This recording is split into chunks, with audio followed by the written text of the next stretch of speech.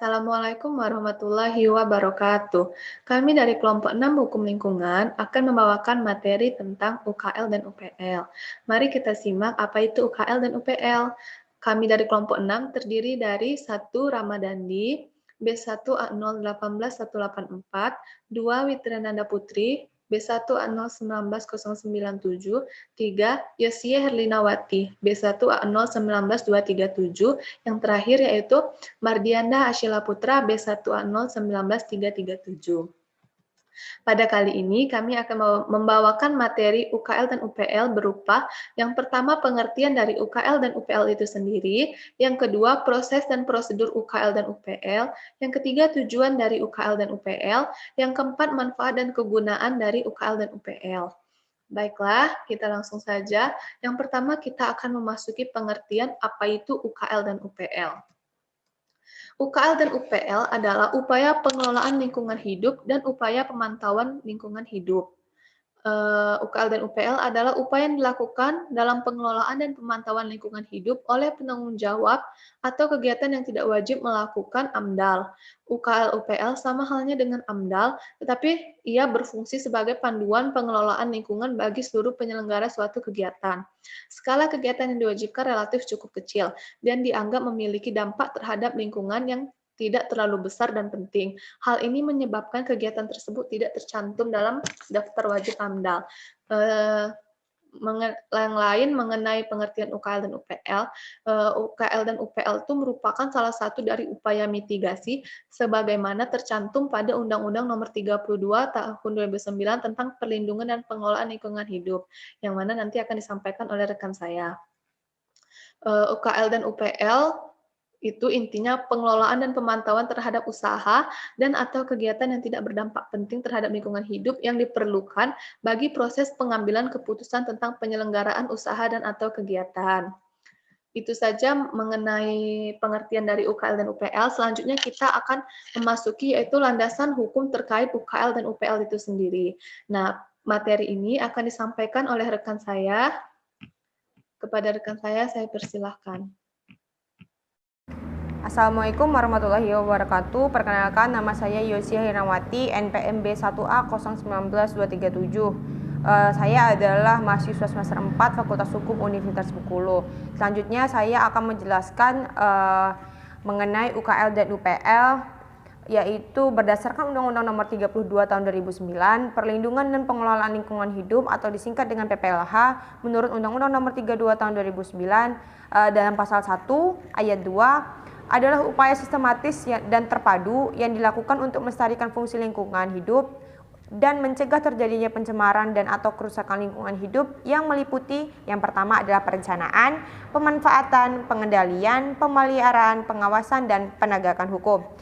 Berikutnya, dalam AMDAL sendiri, Undang-Undang Nomor 32 Tahun 2009 diatur bahwa setiap usaha atau kegiatan yang tidak termasuk dalam kriteria wajib AMDAL wajib memiliki UKL dan UPL. Aturan berikutnya yang mendasari tentang UKL dan UPL yaitu Peraturan Pemerintah Nomor 27 Tahun 2012 tentang izin lingkungan yang menyatakan bahwa kegiatan yang tidak wajib penyusun AMDAL tetap harus melaksanakan upaya pengelolaan lingkungan dan upaya pemantauan lingkungan. Kewajiban UKL dan UPL diberlakukan bagi kegiatan yang tidak diwajibkan penyusunan AMDAL dan dampak kegiatan mudah dikelola dengan teknologi yang sudah tersedia.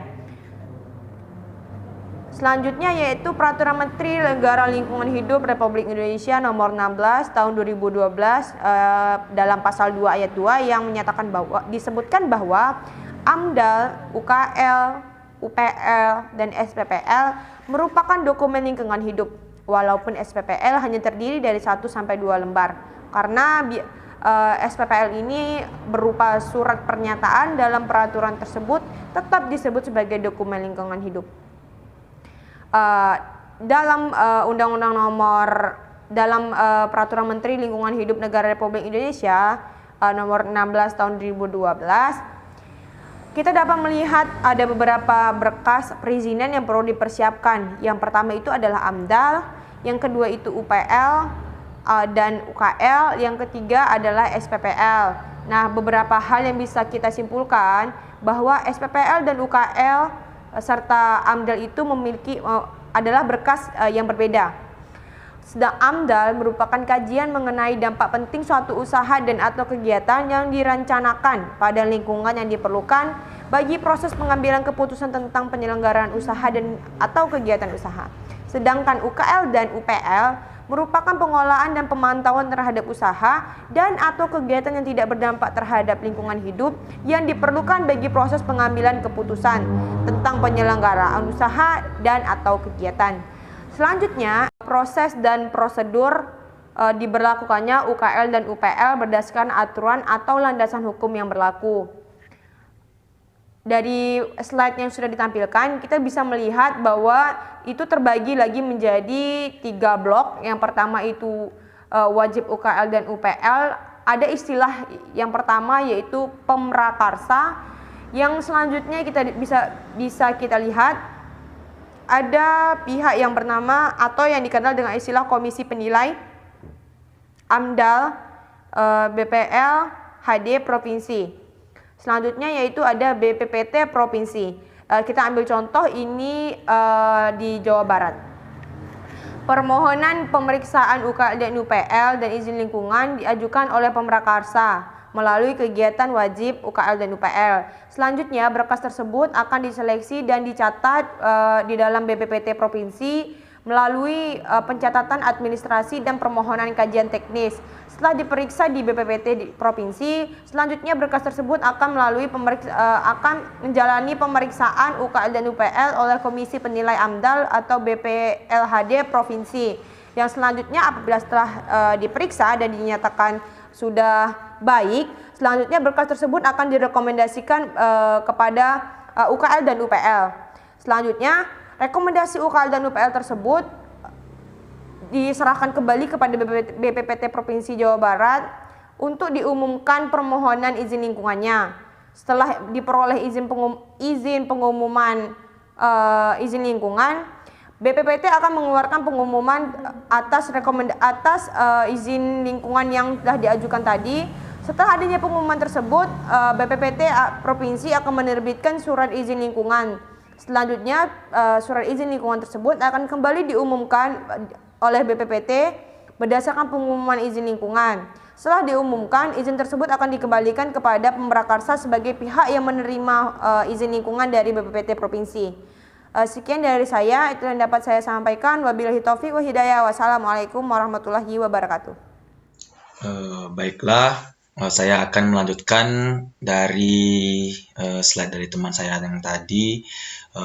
Sebelumnya saya akan memperkenalkan diri. Nama saya Mardianda Sela Putra, kelas NPM B1A 019337 dari kelas G, Fakultas Hukum Universitas Bengkulu. Baik, di sini saya akan menjelaskan tentang proses dan prosedur UKL UPL. Di slide selanjutnya di sini ada tertera prosedur UKL dan UPL. Yang pertama itu ada wajib UKL UPL, di bawahnya pemrakarsa. Terus di bawahnya lagi ada pemohonan, pemeriksaan UKL UPL, dan izin lingkungan. Terus ada juga komisi penilaian AMDAL atau BPLHD Provinsi Jabar. Terus ada lagi BPPT Provinsi Jawa Barat. Terus ada lagi di bawahnya ada pencatatan administrasi dan permohonan kajian teknis. Di bawahnya lagi ada pemeriksaan UKL UPL. Di bawahnya lagi ada rekomendasi UKL UPL. Terus ke sampingnya lagi ada pengumuman permohonan izin lingkungan, terus ada lagi pengumuman, terus ada lagi penerbitan izin lingkungan, terus pengumuman izin lingkungan, dan yang terakhir ada izin lingkungan yang diterima. Nah, di sini saya juga akan menjelaskan tentang prosedur dan proses dan prosedur UKL UPL tidak dilakukan seperti AMDAL, tetapi dengan menggunakan formulir isian yang berisi identitas pemrakarsa, rencana usaha dan atau kegiatan dampak lingkungan yang akan terjadi dalam program pengelolaan dan pemantauan lingkungan hidup tanpa tanda tangan dan cap formulir isian diajukan pemrakarsa kegiatan kepada instansi yang bertanggung jawab di bidang pengelolaan lingkungan hidup kabupaten atau kota untuk kegiatan yang berlokasi pada satu wilayah kabupaten atau kota. Instansi yang bertanggung jawab di bidang pengelolaan lingkungan hidup provinsi untuk kegiatan yang berlokasi lebih dari satu kabupaten atau kota. Instansi yang bertanggung jawab di bidang pengelolaan lingkungan hidup dan pengendalian dampak lingkungan untuk kegiatan yang berlokasi lebih dari satu provinsi atau lintas batas negara. Selanjutnya di sini ada mekanisme penyusunannya. Yang pertama itu formulir isian. Formulir isian itu diajukan kepada pemrakarsa kegiatan. Yang pertama itu instansi pertama. Instansi yang bertanggung jawab di bidang pengelolaan lingkungan hidup kabupaten atau kota untuk kegiatan yang berlokasi pada satu wilayah kabupaten atau kota. Yang instansi kedua, instansi yang bertanggung jawab di bidang pengelolaan lingkungan hidup provinsi untuk kegiatan yang berlokasi lebih dari satu kabupaten atau kota. Yang instansi ketiga, instansi yang bertanggung jawab di bidang pengelolaan lingkungan hidup dan pengendalian dampak lingkungan untuk kegiatan yang berlokasi lebih dari satu provinsi atau lintas batas negara. Terus di sini saya akan menyebutkan kalau menteri, gubernur, dan bupati atau wali kota itu berwenang melakukan pemeriksaan atau penilaian terhadap isi UKL UPL dalam waktu 14 hari sejak formulir UKL UPL itu dinyatakan lengkap secara administrasi. Dan di sini kita juga bisa lihat ada form uji administrasi formulir UKL UPL. Ada nama dokumennya, pemrakarsa, dan penyusunan. Persyaratan administrasinya itu yang pertama itu permohonan izin lingkungan. Dan terusnya itu ada dokumen pendirian usaha atau kegiatan. Yang di bawah yang kedua ada surat permohonan izin lingkungan dan pemeriksaan formulir UKL dan UPL. Terus yang ketiga ada profil usaha atau kegiatan. Terus yang di bawah lagi ada formulir UKL UPL. Nah, dan seterusnya itu ada bukti formal atau perizinan. Terus ada status studi UKL UPL. Yang ketiga data dan informasi lain yang dianggap perlu dan relevan. Terus yang keempat ada muatan formulir UKL UPL sudah sesuai dengan pedoman penyusunannya. Nah, di sini juga kita bisa lihat lagi ada pernyataan komitmen pemrakarsa untuk melaksanakan ketentuan yang tercantum dalam formulir UKL UPL. Ada daftar pustaka beserta juga ada lampirannya. Terus yang kelima itu harus ada matriks atau tabel UKL UPL memuat elemen-elemen seperti dampak lingkungan yang terjadi yang terdiri atas yang pertama itu sumber dampaknya, jenis dampaknya, dan besaran dampaknya. Dan yang keduanya upaya pengelolaan lingkungan hidup yang terdiri dari bentuk yang pertama itu bentuk upaya pengelolaan lingkungan hidup, kedua lokasi pengelolaan lingkungan hidup, yang ketiga itu periode pengelolaan lingkungan hidup, dan seterusnya sama aja tapi beda isinya. Terus yang keenam itu ada peta pengelolaan lingkungan hidup, yang ketujuh matriks atau tabel upaya pemantauan lingkungan hidup memuat elemen-elemen. Dan di sini juga kita bisa lihat ada intuisi pemantauan lingkungan hidup serta peta pemantauan lingkungan hidup. Ya itulah mungkin yang bisa saya jabarkan tentang proses dan prosedur UKL UPL. Yang bisa kita lihat juga yang paling bawah itu tadi ada berupa form uji administrasi formulir UKL UPL atau yang bisa kita sebut dengan persyaratannya. Demikian, terima kasih sebelumnya. Wassalamualaikum warahmatullahi wabarakatuh. Baiklah, selanjutnya manfaat dari UKL dan UPL. Kaitan UKL dan UPL dalam rangka perlindungan dan pengelolaan lingkungan hidup. Kaitannya sebagai upaya pelestarian lingkungan hidup, pelestarian fungsi lingkungan hidup dari pencemaran dan atau kerusakan lingkungan hidup, yang mengandung 3 aspek pokok, yaitu pencegahan, penanggulangan, pemulihan. AMDAL, UKL, UPL, dan izin lingkungan merupakan instrumen pencegahan pencemaran dan atau kerusakan lingkungan hidup. Izin lingkungan menjamin pengintegrasian pertimbangan perlindungan lingkungan hidup yang tertuang dalam dokumen AMDAL atau dokumen UKL UPL dalam rencana usaha dan atau kegiatan yang menjadi dasar penerbitan izin usaha dan atau kegiatan. Selanjutnya yaitu tujuan dan kegunaan UKL dan UPL. Yang pertama yaitu tujuan dari kegunaan UKL UPL yaitu untuk mengidentifikasi kegiatan dan dampak yang ditimbulkan terhadap lingkungan hidup. Kedua, untuk mengetahui kondisi lingkungan di sekitar usaha dan atau kegiatan. Ketiga, merumuskan langkah-langkah dalam melakukan pencegahan, penanggulangan, dan pengendalian dampak negatif yang terjadi akibat kegiatan pergudangan tersebut. Dan tujuan yang terakhir yaitu merumuskan langkah-langkah pemantauan lingkungan hidup untuk mengetahui efektivitas pengelolaan lingkungan hidup yang dilakukan. Selanjutnya, kegunaan penyusunan UKL dan UPL.